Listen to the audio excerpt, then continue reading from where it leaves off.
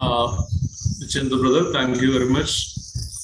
एक और बार बीकानेर कलीसिया के द्वारा आयोजित बाइबल अध्ययन सभा में भाग लेने के लिए एक अवसर प्रभु ने दिया, इसलिए सर्वप्रथम मैं प्रभु को धन्यवाद अर्पण करता हूं और कलीसिया का निमंत्रण को स्वीकार करते हुए जूम के माध्यम से जितने भी लोग देश विदेश से जुटे हैं, आप सभी का भी मैं बहुत ही विनम्रता के साथ, प्रेम के साथ स्वागत करता हूं। मसीही जीवन नामक विषय पर जो अध्ययन श्रृंखला आज शुरू हो रहा है, प्रभु का आगमन के लिए देरी है तो आने वाले कुछ सप्ताहों में इस विषय पर महत्वपूर्ण कुछ बाइबल की बातें, बाइबल की शिक्षा सीखने और समझने के लिए प्रभु हम सबकी मदद और सहायता करें। और जब भी हम बाइबल सीखने जाते हैं या प्रभु की महिमा के लिए कुछ करना चाहते हैं, शैतान कुछ ना कुछ समस्या भी खड़ा करना स्वाभाविक, क्योंकि शैतान नहीं चाहता कि हम प्रभु के बारे में अधिक जाने, अधिक हम प्रभु से प्रेम करें या प्रभु के लिए हम कुछ करें। इसका परिणाम है कि बीकानेर में प्रभु की सेवा करने वाला प्रभु का दास भाई बॉस के साथ भी जो हुआ, लेकिन मैं प्रभु को धन्यवाद देता हूं कि प्रभु ने अपना दास को बचाया, सुरक्षित रखा और इस सभा भी जो पहले से प्रार्थना के साथ निर्धारित किया था, बिना कोई रुकावट से शुरू करने के लिए भी प्रभु अनुग्रह दिया। इसलिए प्रभु को बहुत बहुत धन्यवाद देता हूं। हम लोग जैसे कि अनाउंस किया गया है, घोषित किया गया है, मसीही जीवन नामक विषय पर हम अध्ययन करने जा रहे हैं। ये एक ऐसा विषय है कि मैं समझता हूं कि हम अध्ययन करते रहेंगे लेकिन कभी समाप्त नहीं होगा। बाइबल का हर एक विषय, लगभग सभी विषय ऐसा ही है कि हम अध्ययन करते रहे, कभी समाप्त नहीं हो। लेकिन कुछ ऐसा विषय है यीशु मसीह के आगमन के बाद हम उससे सिखा नहीं सकते।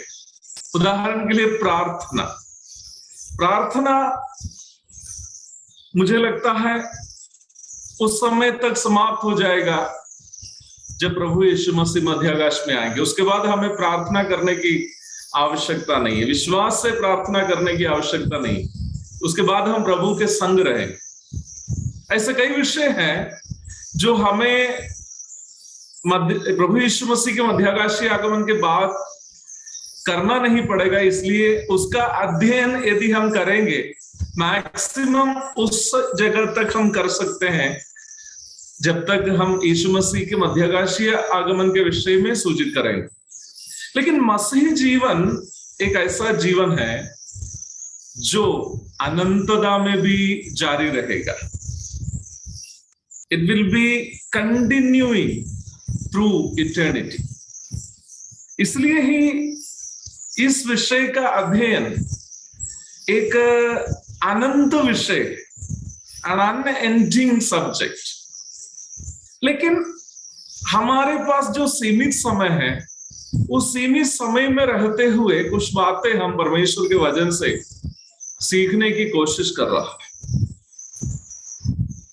किसी भी बाइबल अध्ययन का उद्देश्य केवल कुछ ज्ञान को दिमाग में इकट्ठा करना नहीं है, परंतु उससे बढ़कर परमेश्वर के बारे में, यीशु मसीह के बारे में कुछ जानना है।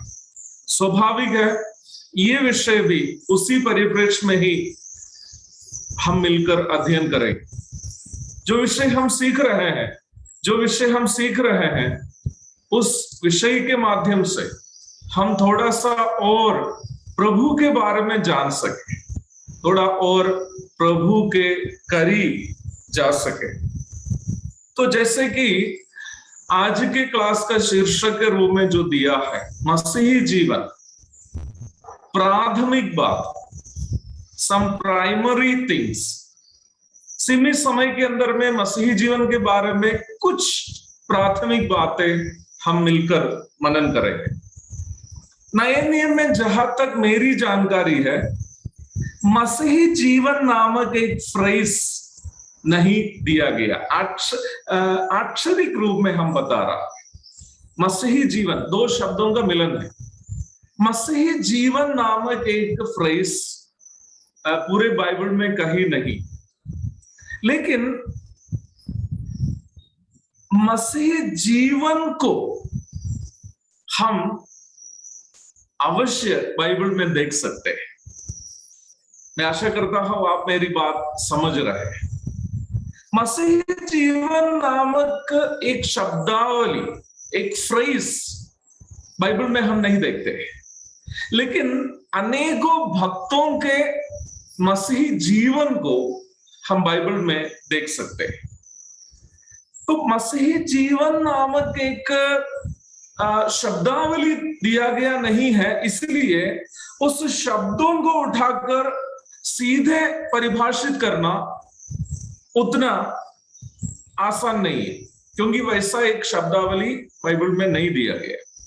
लेकिन मैंने कहा मसीही जीवन को, क्रिश्चियन लाइफ को हम बाइबल में देख सकते हैं। There is no phrase called Christian life given in the Bible, but at the same time you can see the life of many Christians, many Christian lives in the Bible.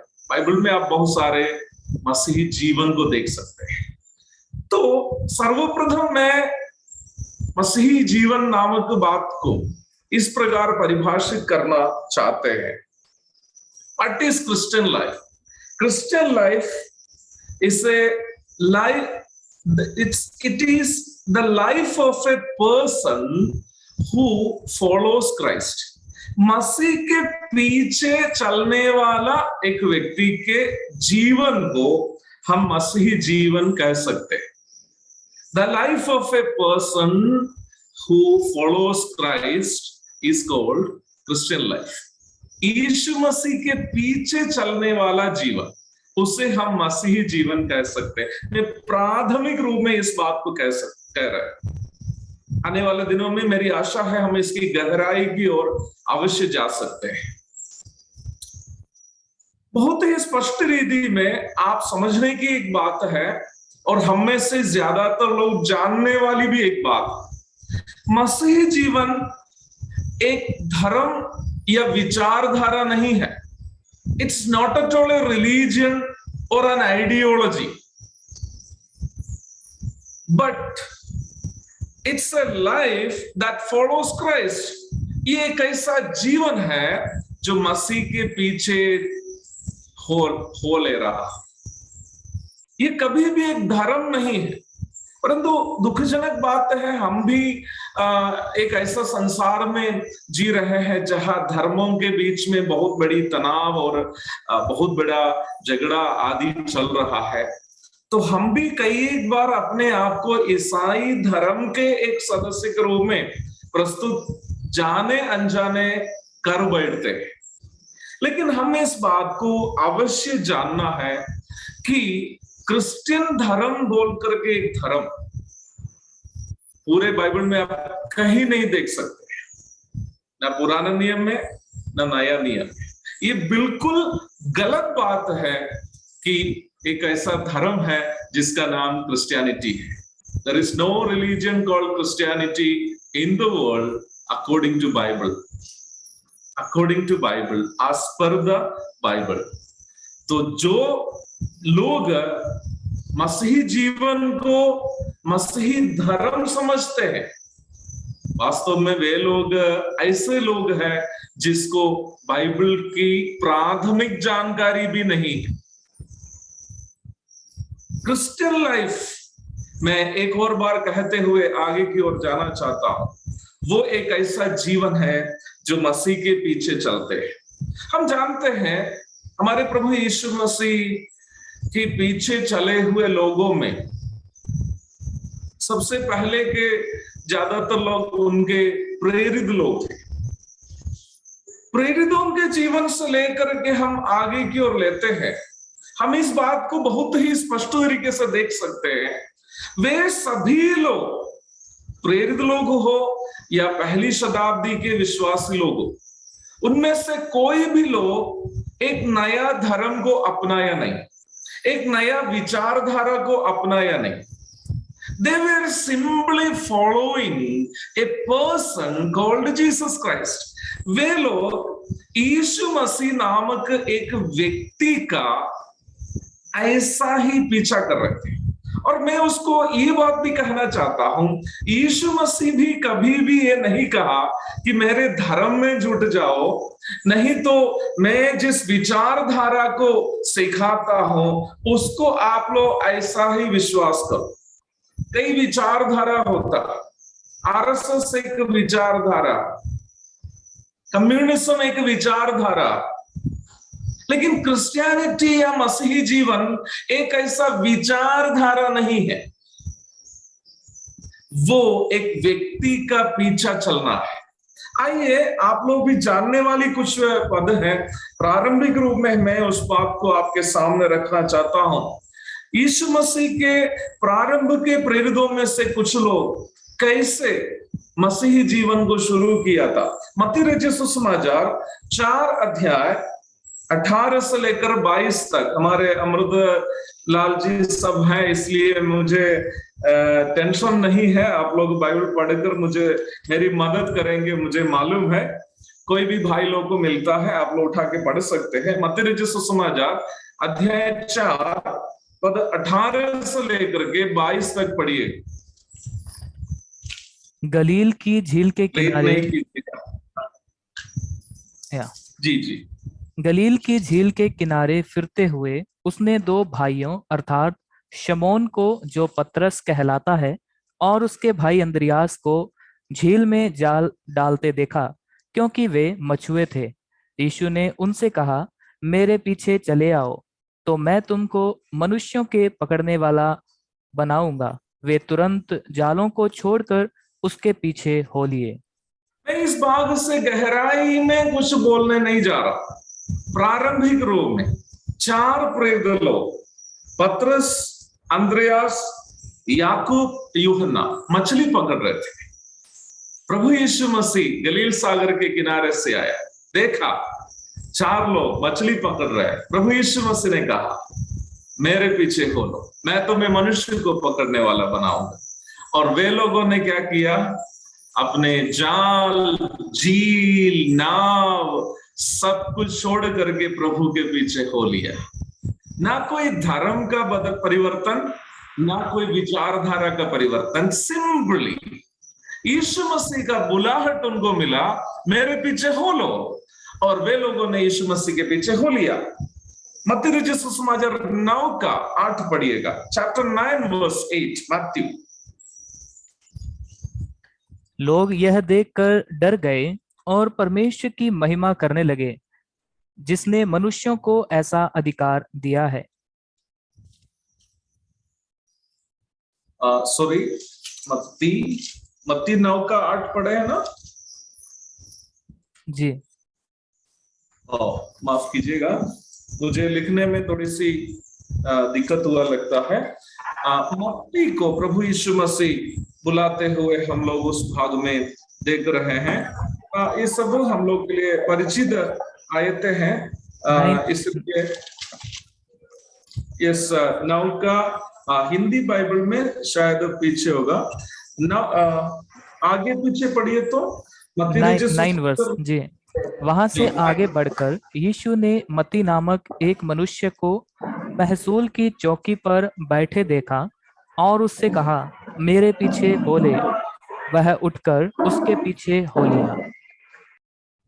यहाँ पर हम लोग एक रोमी सरकारी ऑफिसर, इनकम टैक्स ऑफिसर को देख रहे हैं, जो इनकम टैक्स ऑफिस में बैठ करके रोमी सरकार के लिए चुंगी वसूल रहा था, जिनका नाम मत्ती है और उसका दूसरा नाम था लेवी। यीशु मसीह ने उससे भी ज्यादा कुछ नहीं बोला, मेरे पीछे हो लो कहा, और वो भी जो है यीशु मसीह के पीछे चलने लगा। एक और पद पढ़ेंगे, बहुत कुछ नहीं है, लेकिन विषय का समझने के लिए 2-3 पद केवल मैं ऐसा नोट करने वालों के लिए बोल के जा रहा हूं। यूहन्ना रचित सुसमाचार अध्याय 1 पद 43। यूहन्ना रचित सुसमाचार अध्याय 1 पद 43। दूसरे दिन यीशु ने गलील को जाना चाहा। वह फिलिप्पुस से मिला और कहा, मेरे पीछे हो ले। देखिए 44 या इन सभी पदों में हम एक बात ही देख रहे हैं, केवल यीशु मसीह उन लोगों को बुला रहा है, मेरे पीछे हो लो। मैं उस बात को फिर से दोहराना चाहता हूं, मेरे धर्म में जुड़ो, मेरे विचारधारा में जुटो, मेरे राजनीतिक दल में जुटो। यीशु मसीह कुछ नहीं बोला। पिलातुस के दरबार में भी यीशु मसीह ने इस बात को कही। यीशु मसीह कहा, मेरा राज्य इस संसार का नहीं है।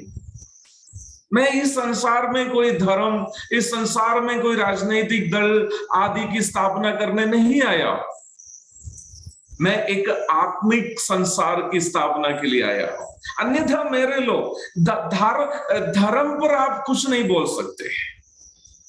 आप धर्म पे कुछ बोलेंगे, आलोचना करेंगे, धर्म के सदस्य लोग आप पर हमला करने आएंगे। राजनीतिक दल की आप आलोचना नहीं कर सकते हैं। जिस राजनीतिक दल की आप आलोचना करते हैं वे लोग आप पर हमला करने आएंगे। मसीही जीवन या मसीहत ये दोनों नहीं है, इसलिए इसकी आलोचना करने से कोई हमला करने नहीं जाते। मसीही जीवन ना एक धर्म है, ना एक संस्था है, ना कोई राजनीतिक दल है। ये simply it's following a person called Jesus Christ. यीशु मसीह नामक एक व्यक्ति का पीछा करना है।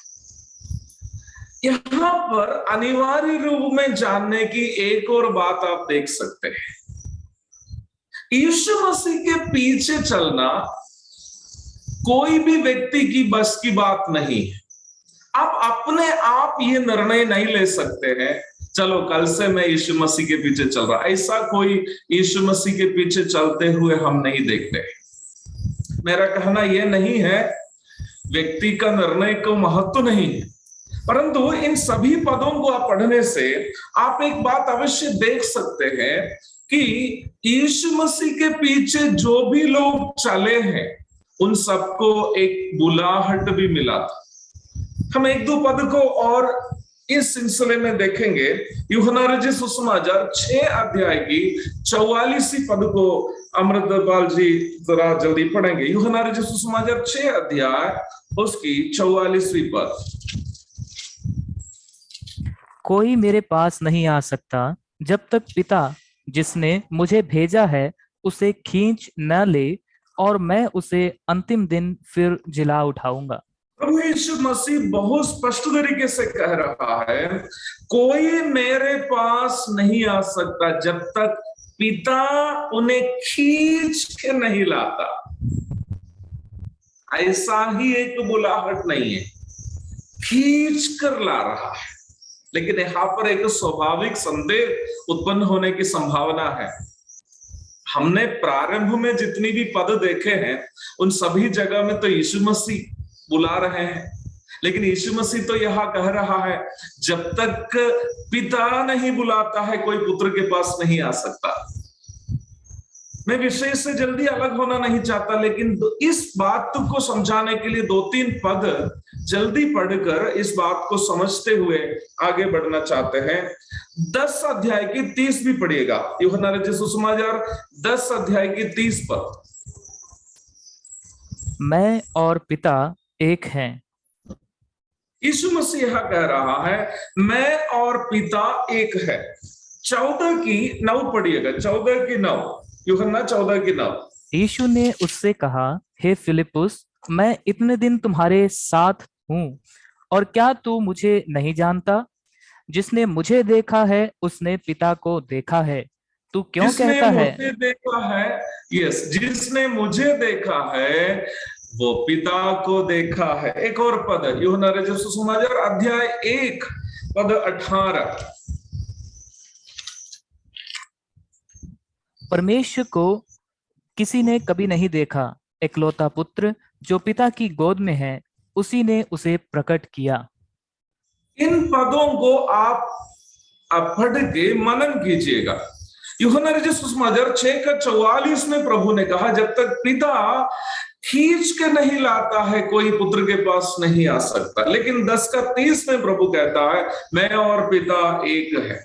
उसके बाद 14 में फिलिप्पुस से प्रभु यीशु मसीह कहता है, जिसने मुझे देखा उसने पिता को देख लिया। फिलिप्पुस एक यहूदी था, वो लोग पिता परमेश्वर के विषय में अवश्य न्याय व्यवस्था से जानने वाला था। फिलिप्पुस बोला, प्रभु इतना इतना आप समझा रहे हैं, सब समझने की क्षमता हम लोग के पास नहीं, ये काम कर लीजिए, आप थोड़ा पिता को ही दिखा दीजिए, बात खत्म कर दीजिए, फिर हम लोग के लिए बल्ले बल्ले। तब प्रभु बोला, फिलिप्पुस तुम क्या बोल रहे हैं? वो अगम्य ज्योति में रहता है, उसके पास कोई नहीं जा सकता, परमेश्वर को किसी ने नहीं देखा। यूहन्ना 1:18 में कह रहा है, पुत्र ने उसको दिखाया है। तो पिता का बुलाहट एक व्यक्ति को पुत्र के द्वारा ही मिलता है। यूहन्ना 14:6 में भी प्रभु इस बात को कहता है, मार्ग सत्य और जीवन मैं ही हूं, बिना मेरे द्वारा कोई पिता के पास नहीं जा सकता। तो बुलाहट प्रभु की ओर से ही है। अपना पुत्र को क्रूस पर जिस पिता ने टांग दिया, वो पिता चाहता है कि हर एक पापी मनुष्य पुत्र के द्वारा उद्धार पाए। तो पुत्र की ओर लोगों को बुलाने वाला वो बुलाहट, वो पिता का ही बुलाहट है। लेकिन जब तक पुत्र प्रभु यीशु मसीह को जो नहीं देखता है, वो पिता का बुलाहट को कभी नहीं जान पाए। यीशु मसीह यही सच्चाई जो है यहाँ पर बता रहा है। कुछ और भी बातें इस परिप्रेक्ष्य में हम लोग जल्दी देखकर आगे की ओर बढ़ते हैं। रोमियो की पत्री 8 अध्याय की 30 पद को पढ़िएगा। रोमियो की पत्री 8 अध्याय उसकी 30वीं पद। फिर जिन्हें उसने पहले से ठहराया उन्हें बुलाया भी, और जिन्हें बुलाया उन्हें धर्मी भी ठहराया है, और जिन्हें धर्मी ठहराया उन्हें महिमा भी दी है। हमारे लिए बहुत परिचित पद है, जिससे उसने पहले से ठहराया उन्हें बुलाया। यीशु मसीह जिसको बुलाता है उनको वो पहले से देखा है। 9 अध्याय की 23वीं पद को पढ़िएगा। रोमी 9:23। और दया के बर्तन पर जिन्हें उसने महिमा के लिए पहले से तैयार किया, अपने महिमा के धन को प्रकट करने की इच्छा की। यस, वो ऐसा लिखा है मलयालम अनुवाद में, पहले से बुलाया, ऐसा लिखा, पहले से बुलाया। एफेसियों की पत्री 1 अध्याय उसकी 5 और 11 भी पढ़िएगा। एफेसियों की पत्री 1 अध्याय उसकी 5 और 11। और अपनी इच्छा के भले अभिप्राय के अनुसार हमें अपने लिए पहले से ठहराया कि यीशु मसीह के द्वारा हम उसके लेपालक पुत्र हो। 11, उसी में जिसमें हम भी उसी की मनसा से जो अपनी इच्छा के मत के अनुसार सब कुछ करता है, पहले से ठहराए जाकर मिरास बने। पहले से ठहराया जाकर। यीशु मसीह के पास कोई व्यक्ति आना आसान बात नहीं है। यीशु मसीह के पीछे चलना आसान बात नहीं है। मैं अक्सर मेरी कलीसिया में बोलने वाली एक बात है, हमारे कलीसिया में ज्यादातर विश्वासी लोग बिहार के गांव से आए हुए साधारण मजदूर क्लास के विश्वासी हैं। हम उनसे एक बात कहते हैं, कभी ये नहीं सोचना है कि आप यीशु मसीह में आ गया, इस सच्चाई को जाना इसलिए कि आप दुनिया के सबसे श्रेष्ठ लोग थे। इंदिरा गांधी के बारे में मैंने पढ़ा, जब वो स्विट्जरलैंड में पढ़ाई कर रही थी, 3 बार पूरा बाइबल उन्होंने पढ़ी थी।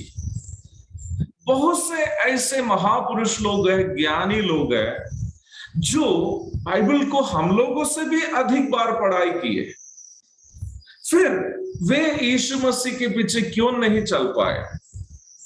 हम साधारण लोग, मैं अपने आप को भी बताना चाहता हूं, भारतवर्ष का एक साधारण नागरिक हूं मैं कोई वैज्ञानिक नहीं हूं, मैं कोई पीएचडी धारी नहीं हूं, मैं बहुत बड़ा एक ज्ञानी व्यक्ति नहीं हूं, फिर मैं कैसे इस बात को जाना? मेरे जैसे लोग कैसे इस बात को जाना? मेरे कलीसिया के मजदूर क्लास के विश्वास लोग इस सच्चाई को कैसे जाना? वे कैसे यीशु मसीह के पीछे चला?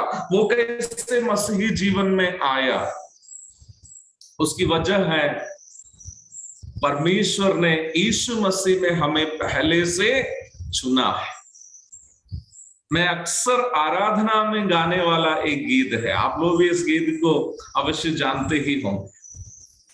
एक महीने में हमको लगता है 4 रविवार में कम से कम एक रविवार को ये गीत मैं अवश्य गाऊंगा। एफेसियों की पत्री का पद है, इससे भी पहले की दुनिया बनी थी, हमको चुन लिया तूने सेवा के वास्ते, इससे भी पहले की दुनिया बनी थी, हमको चुन लिया तूने सेवा के वास्ते।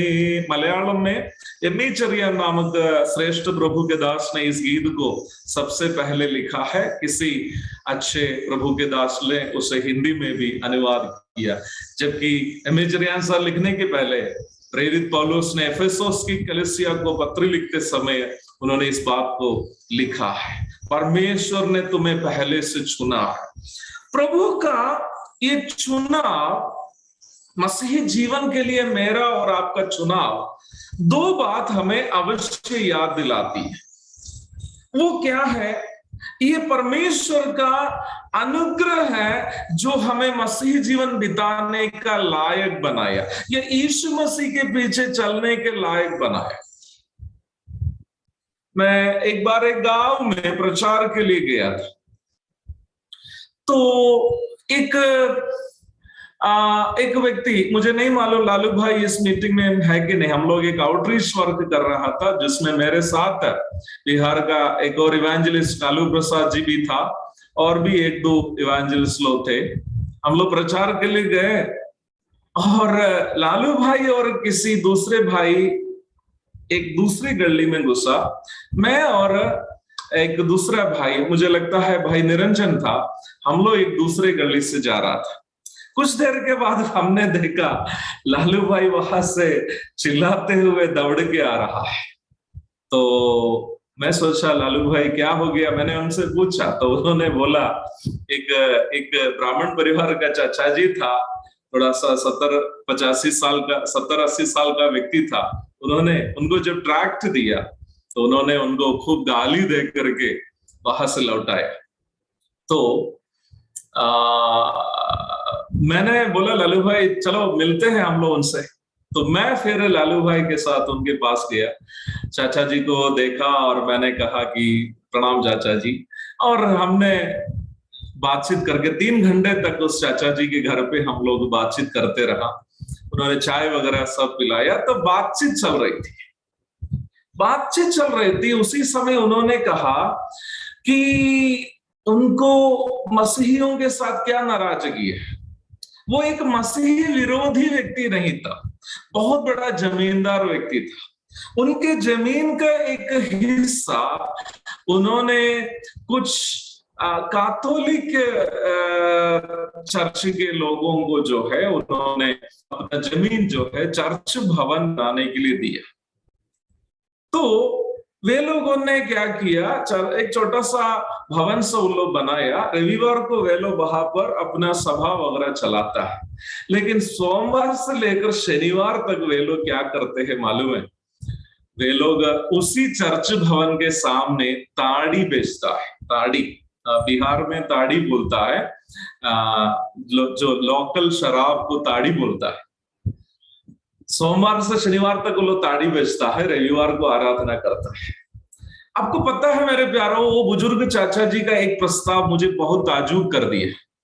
उन्होंने बोला ये लोग कैसा लोग है, इतना महान एक व्यक्ति के ये कहते हैं कि अनुयायी है, परंतु उनके आराधना भवन के सामने वे लोग ताड़ी बेचते हैं सोमवार से शनिवार तक।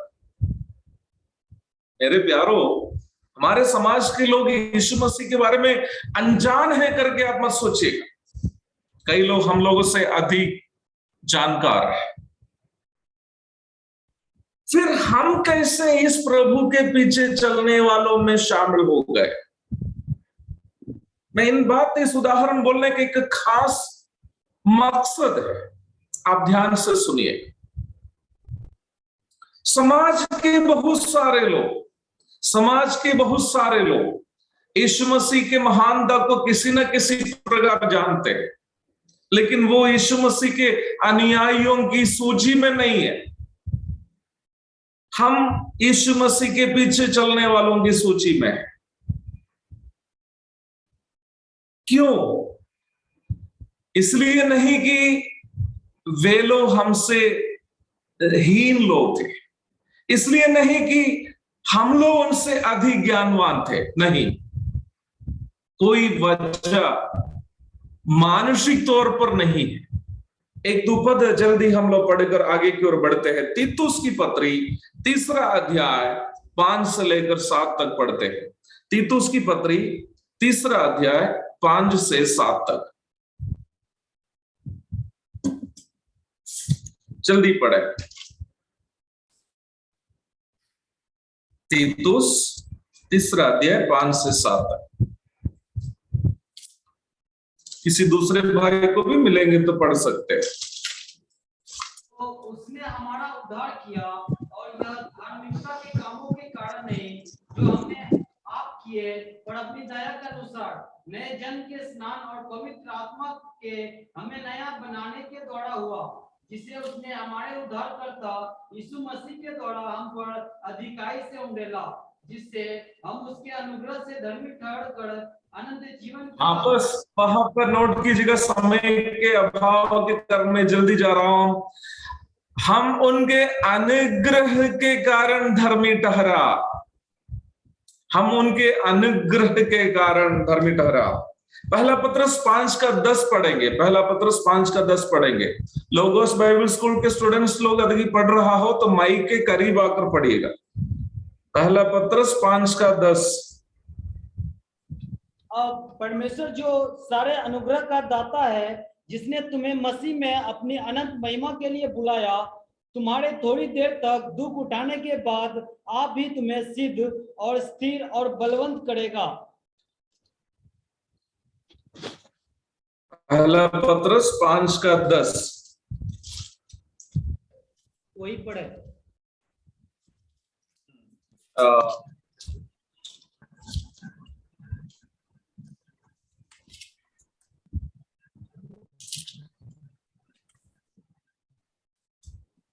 थोड़ा आगे पीछे से पढ़िए। हिंदी में थोड़ा सा आगे या पीछे होंगे। 9 से लेके विश्वास में दृढ़ होकर और यह जानकर उसका सामना करो कि तुम्हारे भाई जो संसार में हैं ऐसे ही दुख भोग रहे हैं। अब परमेश्वर जो सारे अनुग्रह का दाता है, जिसने तुम्हें पढ़िए। अनुग्रह का दाता है जिसने तुम्हें मसीह में अपनी अनंत महिमा के लिए बुलाया। यस, अनुग्रह का दाता परमेश्वर ने अनंत महिमा के लिए तुम्हें बुलाया। रोमियो की पत्री 2 अध्याय 8 और 9 पद को पढ़िएगा। रोमियो की पत्री 2 अध्याय 8 और 9 पद। पर जो विवादी है और सत्य को नहीं मानते वरन अधर्म को मानते हैं, उन पर क्रोध और कोप पड़ेगा और क्लेश और संकट हर एक मनुष्य के प्राण पर जो बुरा करता है आएगा, पहले यहूदी फिर यूनानी पर।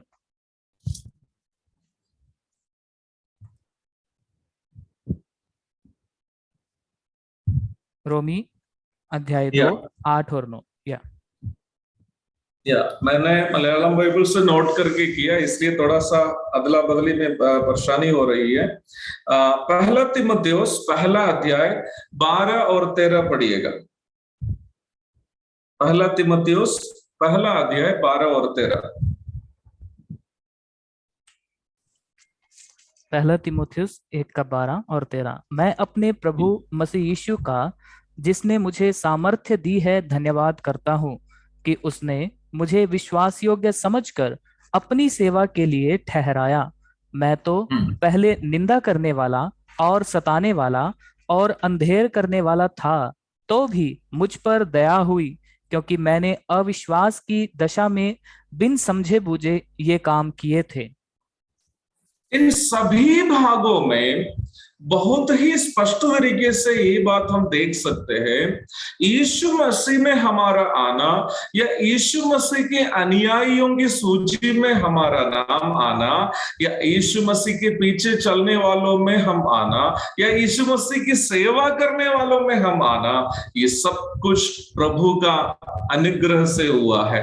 मुझे बहुत पसंद किया हुआ एक पद भी पढ़ करके इस भाग से आगे की ओर बढ़ना मैं चाहता हूं। मरकुस रचित सुसमाचार 3 अध्याय उसकी 13वीं पद को पढ़ेंगे।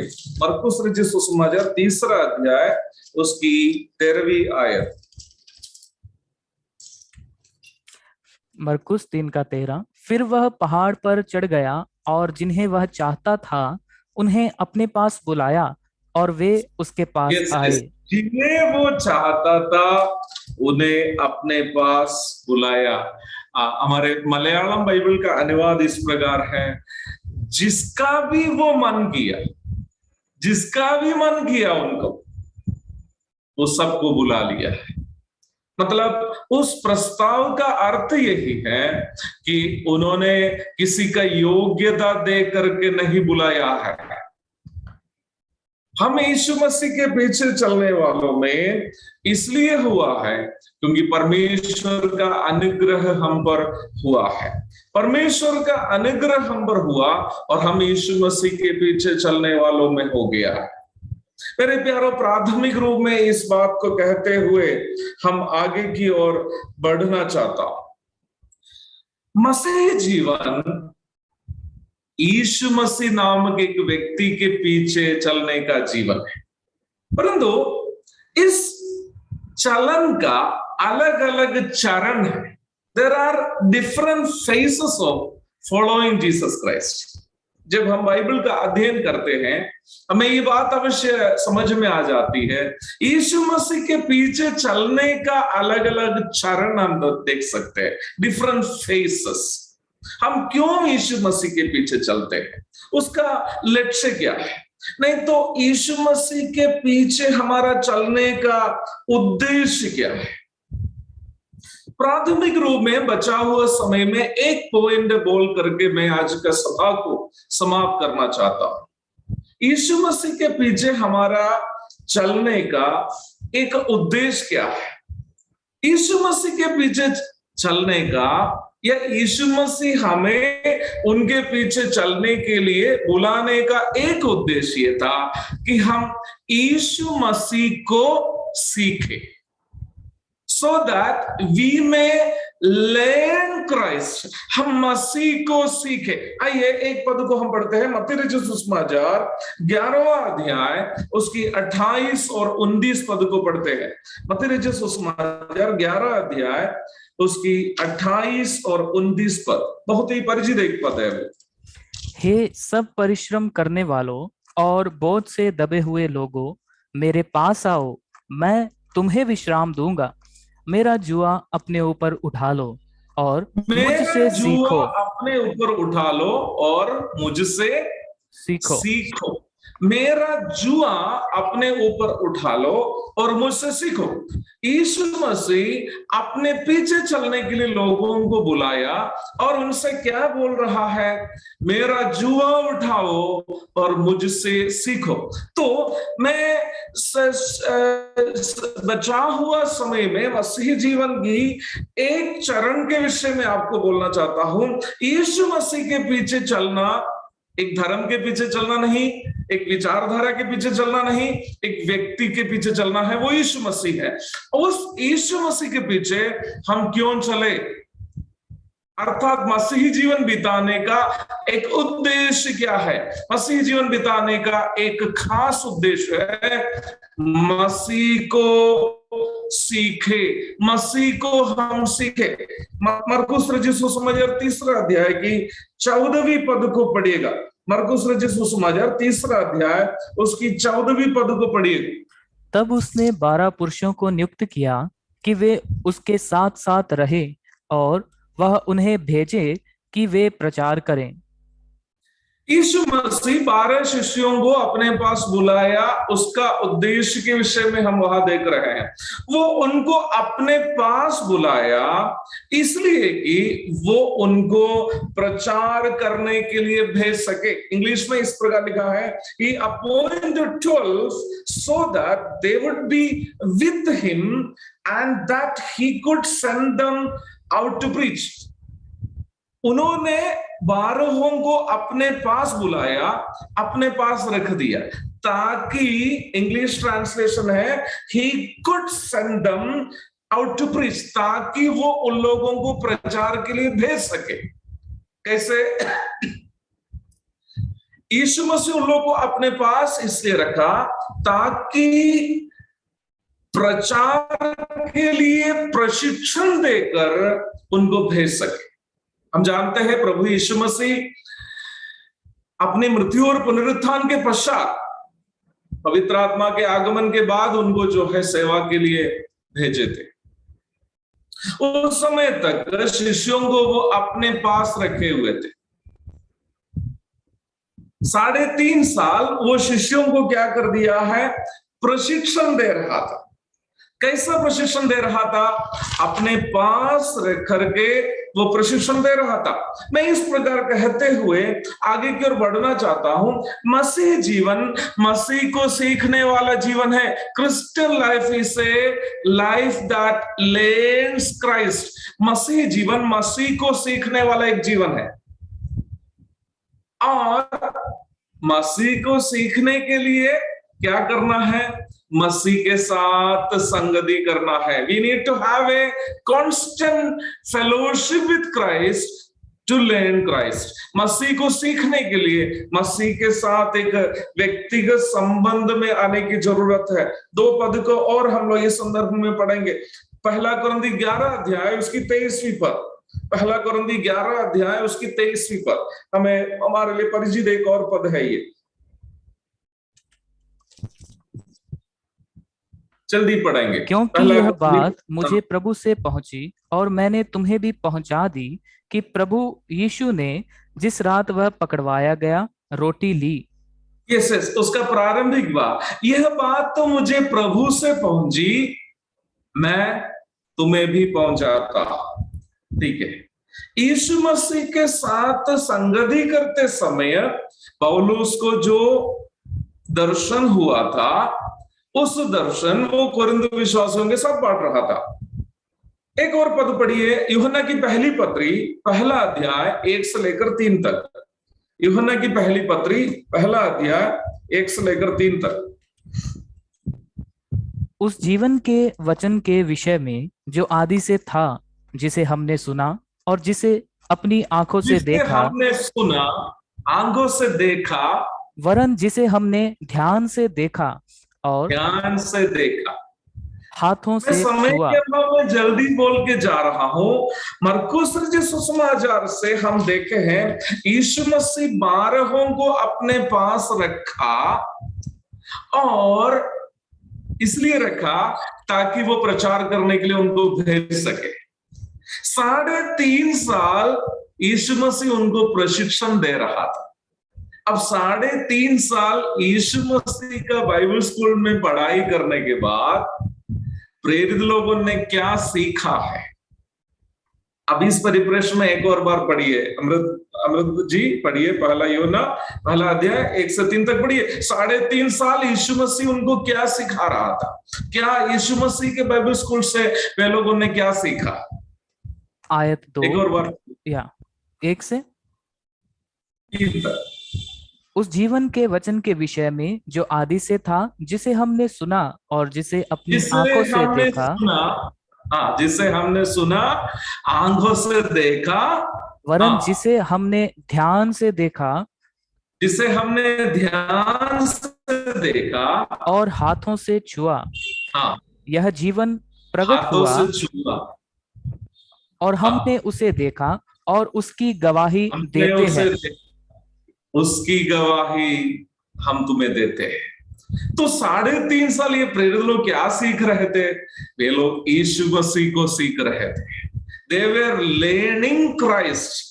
यीशु मसीह को उन लोगों ने छुआ, यीशु मसीह को आंखों से देखा, और यीशु मसीह से उन लोगों ने अपने कान से सुना। मसीह जीवन यीशु मसीह को सीखने का जीवन। मैं आपसे कहा इस बात, ये धर्म नहीं है कि आप सिंपली उसका सदस्य बनकर रहे। ये कोई राजनीतिक दल नहीं है कि आपने केवल उसका सदस्य बनकर रहे। मैं इस बात जानबूझ के बोल रहा हूं। वर्तमान समय के बहुत मसीह लोग केवल मसीही धर्म के सदस्य हैं। उनके लिए चर्च जाना मसीहत है, उनके लिए क्रिसमस मनाना या ईस्टर या गुड फ्राइडे मनाना मसीहत है, उनके लिए क्रॉस टांग के चलना मसीहत है, उनके लिए अपना नाम क्रिश्चियन नेम रखना मसीहत है, उनके लिए अपने घर में यीशु मसीह का तथाकथित फोटो टांगना मसीहत है।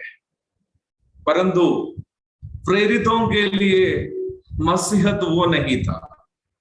प्रेरितों के लिए मसीह जीवन मसीह को सीखना था, मसीह को सीखना था, मसीह को सीखना था। पुराने नियम में मूसा परमेश्वर को अधिक जानने की तमन्ना रखने वाला एक व्यक्ति था। निर्गमन 33:13 में हम उस बात को देखते हैं। उठा के पढ़ने के लिए हमारे पास समय नहीं है। जब हम लोग नया नियम में आते हैं, पौलुस एक ऐसा व्यक्ति था, फिलिपी 3:8, वो मसीह को जानना चाहने वाला व्यक्ति था। तीसरा स्वर्ग तक उठा लेने के बावजूद भी वो मसीह को अधिक अधिक जानना चाहता था। मसीह जीवन मसीह को जानने वाला जीवन है। बड़ी रोचक एक बात यहां पर हम जानने की है। मसीह जीवन शब्द बाइबल में नहीं है, लेकिन बाइबल इस बात को स्पष्ट रूप में बताती है मसीही शब्द सबसे पहले कब हुआ था। प्रेरितों के काम 11 अध्याय की 26वीं पद को जरा पढ़िएगा। प्रेरितों के काम 11 अध्याय उसकी 26वीं पद। जब वह उससे मिला तो उसे अंताकिया लाया, और ऐसा हुआ कि वे 1 वर्ष तक कलीसिया के साथ मिलते और बहुत लोगों को उपदेश देते रहे, और चेले सबसे पहले अंताकिया ही में मसीही कहलाए। चेले सबसे पहले अंताकिया में मसीही कहलाए। दुनिया में पहली बार क्रिश्चियंस नाम सीरिया के अंताकिया में शिष्यों को पढ़ा था। अक्सर हम लोग इस पद को एक नकारात्मक तरीके से लेते हैं। सोचते हैं पहले सब लोग शिष्य थे, मूल्यच्युति हुआ तब मसीही नाम हुआ। लेकिन मैं जब मनन कर रहा था, मैं ऐसा नहीं सोच रहा था। शिष्य शब्द एक सार्वजनिक शब्द था। शिष्य शब्द कम महत्व का शब्द नहीं था, मैं ऐसा नहीं बोल रहा। लेकिन मसीही शब्द में मसीह के साथ व्यक्तिगत पहचान में आ रहा था, क्योंकि यीशु मसीह उस जमाने में एक आदरणीय नाम नहीं था। यीशु मसीह आदरणीय व्यक्ति था ही, लेकिन लोगों के लिए यीशु मसीह एक आदरणीय व्यक्ति नहीं था। हम लोग इस बात को 1 कुरिन्थी 1 अध्याय की 23वीं पद में भी देखते हैं। आप लोग थोड़ा सा चाहिए तो पढ़ लीजिएगा। 1 कुरिन्थी 1 अध्याय उसकी 23वीं पद।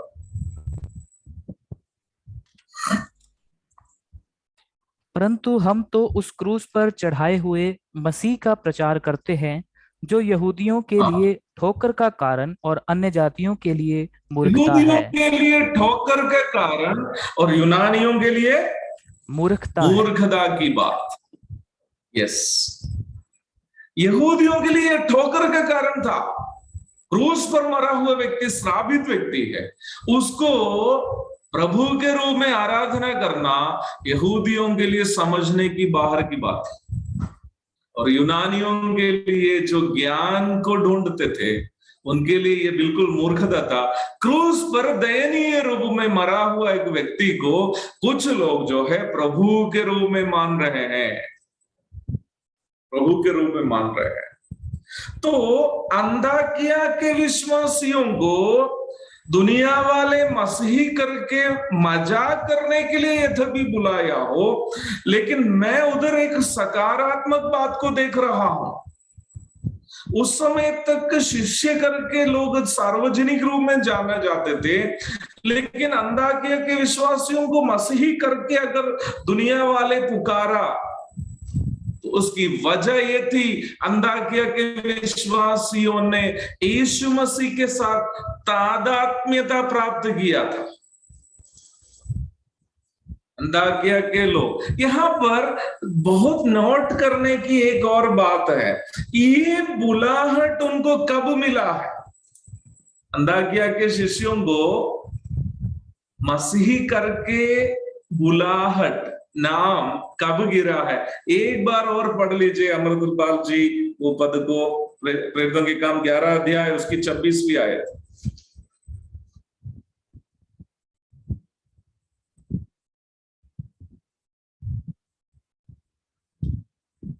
प्रेरितों के काम 11 अध्याय उसकी 26वीं आयत। जब वह उससे मिला तो उसे अंताकिया लाया, और ऐसा हुआ कि वे 1 वर्ष तक कलीसिया के साथ मिलते रहे और बहुत लोगों को उपदेश देते रहे। और चेले, रुकिए ना एक सेकंड, पौलुस और बरनबास के विषय में हम लोग वहां थे। अंताकिया में बरनबास ने पौलुस को भी लेके आए। अब ये लोग दोनों अंताकिया के विश्वासियों को सिखा रहे हैं। अंताकिया के विश्वास लोग वचन सीख रहे हैं, उधर हम क्या पढ़ रहे हैं? वहां से पढ़िए, उस लाइन को जोड़ के पढ़िए अमृतलाल जी। 1 साल तक, हाँ पढ़िए। 1 वर्ष तक कलीसिया के साथ मिलते और बहुत लोगों को उपदेश देते रहे। और चेले सबसे पहले अंताकिया ही में मसीही कहलाए। हाँ, एक बात हमें नोट करने के लिए है, अंताकिया के विश्वास लोग पौलुस और बरनबास से सीख रहे थे। क्या सीख रहे थे? वचन सीख रहे थे, स्वाभाविक बात है। लेकिन वचन से वे लोग क्या सीखा है, उसका परिणाम उसके अगले लाइन में हम देखते हैं। वचन से वे लोग यीशु मसीह को सीख रहे थे। यीशु मसीह को वे लोग सीखने लगे, उनके जीवन में वो दिखने लगे।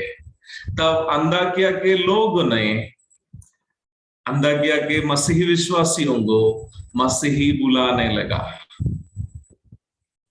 मसीही जीवन मसीह को सीखने वाले जीवन है। मेरे प्यारो, मेरा समय समाप्त हो रहा है, इसलिए आज का मनन मैं यहां पर समाप्त कर रहा हूं। प्राथमिक रूप में इतना कहकर मैं समाप्त कर रहा हूं। मसीह जीवन क्या है? वो मसीह का पीछे चलने वाला जीवन है। मसीह नामक व्यक्ति के पीछे चलने वाला जीवन है। मसीह के पीछे हम क्यों चल रहे हैं? मसीह के पीछे हम इसलिए चल रहे हैं ताकि हम मसीह को सीख सके, ताकि हम मसीह को अधिक जान सके, ताकि हम मसीह के साथ तादात्म्यता को प्राप्त कर सके, ताकि हमें देखने वाले लोग बिना हम परिचय दिए हमें देखकर ये कह सके ये मसीही है, ही इज ए क्रिश्चियन। प्रभु के धन्य नाम की महिमा।